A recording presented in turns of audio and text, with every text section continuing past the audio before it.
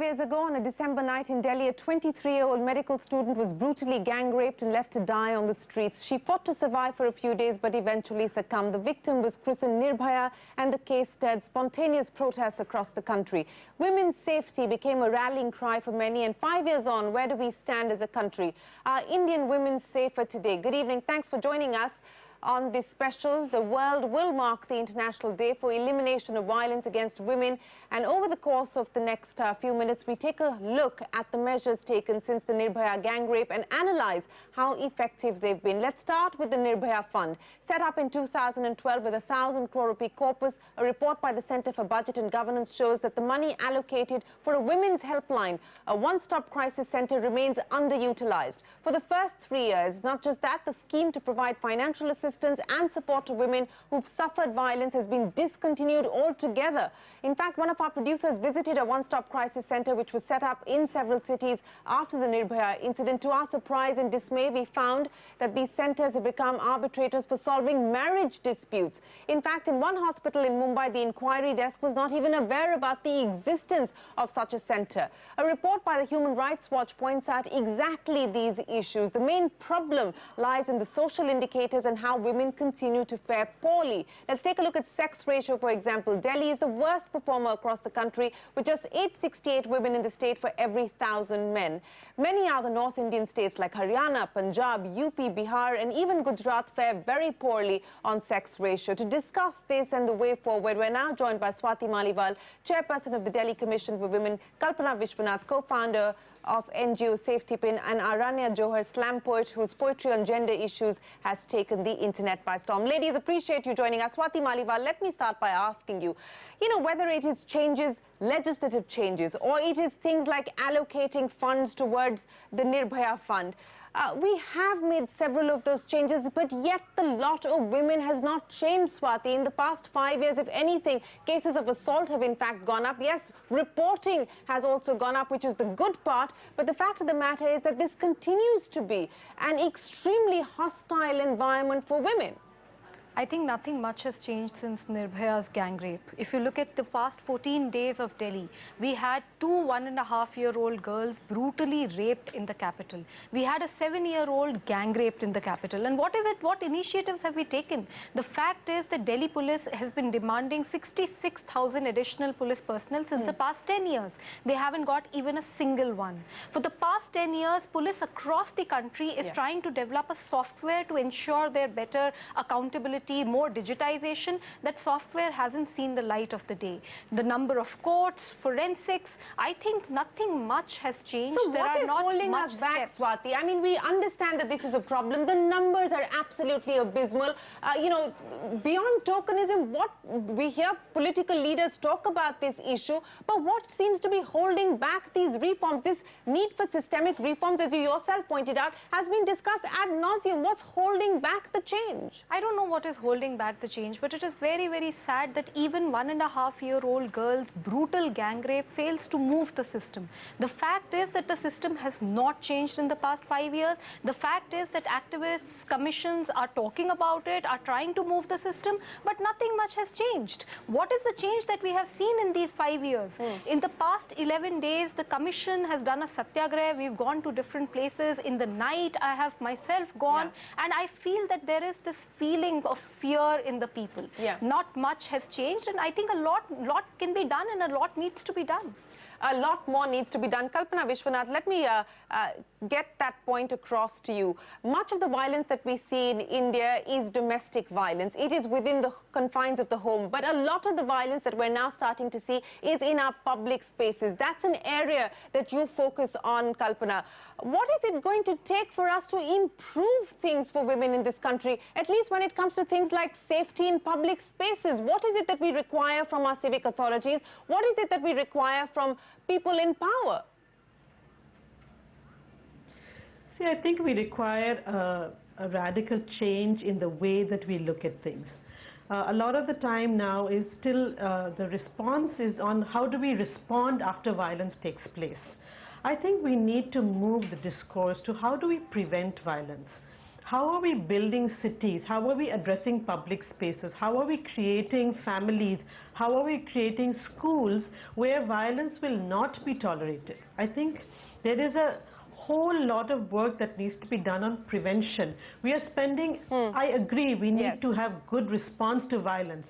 But at the same time, unless we work on prevention, we're constantly going to be firefighting. Yes. What we need is a systemic change. We need mindset change. We need institutional change. We need familial change. We need discursive change in our culture where women are not seen as unequal, as discriminated, as unwanted. This is what we think in our culture, and that culture reflects in every aspect of our lives. And the brutality that we are seeing today is something that each one of us is unable to deal with. I agree with Swati. I mean, when you hear of a 1-year-old being raped, at the same time you also heard of a 100-year-old being raped. So there seems to be absolutely nothing. Clearly you're not going to ask what were they wearing. So, you know, we can't go back to the discourse of blaming women. I think somewhere we need to understand there is a system, there is a patriarchal system, there is an Indian system which accepts violence. No, I understand the patriarchal system, but, you know, just to take that patriarchal mindset forward, and if we were to look at the statistics and the data when it comes to women in the workforce, we've seen a decline in urban as well as rural India consistently now when it comes to women's participation in the workforce. Look at our neighbors. Look at a country like Nepal and Bangladesh, fare far better than India, but also suffer from the patriarchal mindset. So what is it that seems to be going wrong here? No, I think that this fall in the workforce participation is clearly one of the factors is safety, because women are saying that they're not safe, they're not comfortable going out, they can't come back to their homes.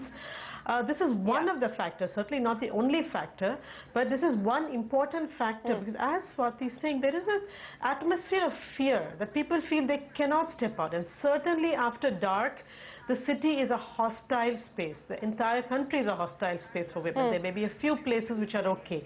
So I think that we need to build better infrastructure. We need to have much better public transport.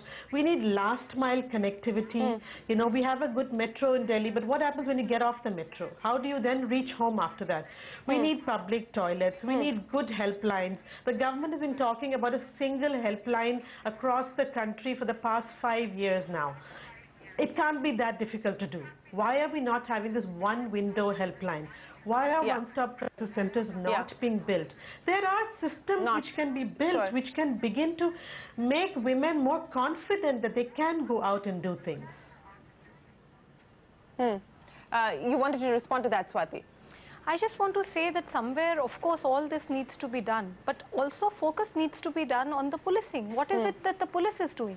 So I traveled across different areas in the past 11 days, and I see that there is there's just no police. And if you look at the data that Delhi police has given us, between 2012 to 2014, 31,446 crimes against women were reported in the capital, and there was less than 150 were convicted. So the fact is that people are just not scared. We have gone to areas in Delhi where liquor is being sold within houses openly. The entire night it is done. The houses have suddenly become like pubs. And there are women who are just getting so disturbed and troubled because of it. There's so much of harassment. And in the presence of police, this is happening. So what is happening? At the end of the day, there is absolutely no law and order. We need to establish law and order, and we need to ensure that crimes against women goes down, and there is some deterrence. There is enough deterrence, but that clearly doesn't seem to be the case at this point in time. Aranya Johar, you know, you're a young person in this country. You've been giving voice to your thoughts through your poetry on issues around violence and gender sensitivity, gender issues. What is your ask, Aranya, of those in power today? What I find absurd is the fact that the people who are afraid are the victims and not the perpetrators. What I feel is that we haven't, maybe as a nation, we failed to create that kind of fear in the perpetrators as to what will be the consequence or what could be the legal discourse taken against people who have, caused domestic violence, raped people, raped children. I feel we need to personally take it upon us to prove in different ways that we will take legal discourse, we will get what we deserve, and once we create that kind of fear among people, there will be a decrease in this, as to what I believe. But I do feel that we talk about this so often. This has been a discussion for years. Yeah. Why is it happening so slowly? What will it take? Women have been talking about this. Men have been talking about this. Why is it happening so slowly? Do you today, as a young woman in this country, Aranya, are you disappointed? Do you, does fear limit your choices today as a young person in this country? Absolutely, and you see it at such a day-to-day basis. You see, you pick longer routes home. You decide not to go for certain parties because they're in shady areas. You decide not to meet friends in certain areas. These are decisions you make every day as a woman.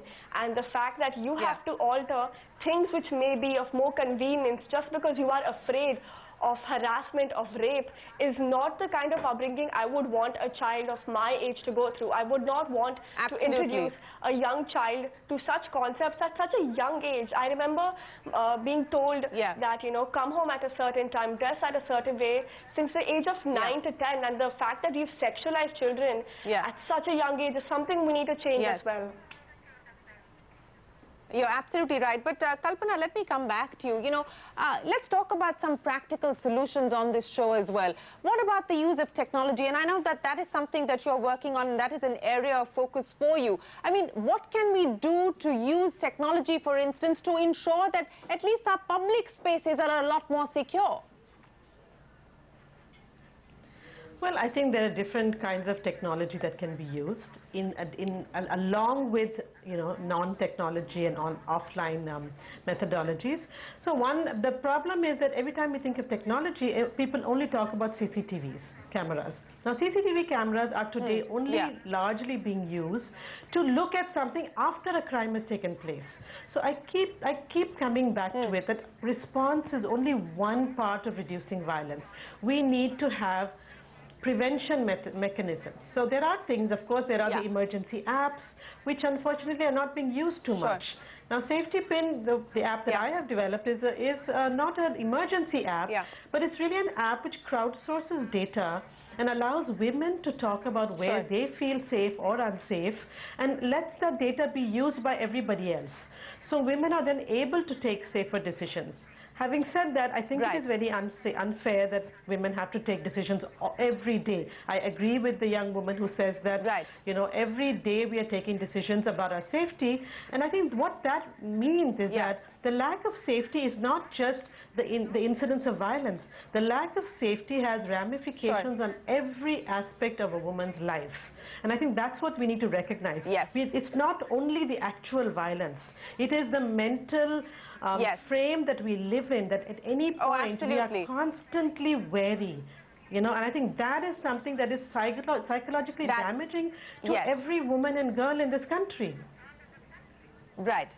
I would have liked to continue with this conversation, but unfortunately, we're out of time. Swati Maliwal, Kalpana and Aranya, appreciate you joining us here on CNBC TV 18. Many thanks for joining us on the program.